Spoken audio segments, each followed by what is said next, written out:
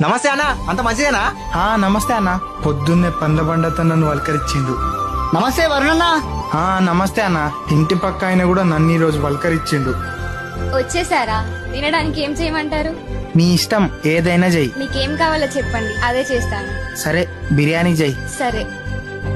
నీ వల్ల నా జీవితమే మారిపోయింది.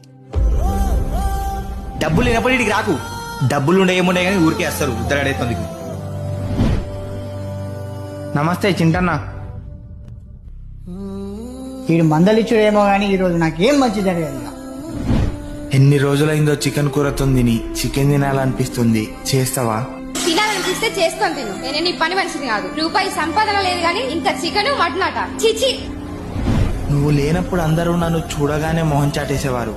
అందరు అంటారు కదా డబ్బులు లేకపోయినా ఏం కాదని. కానీ నాకు మాత్రం నువ్వొచ్చాకే నా జీవితం మారిపోయింది.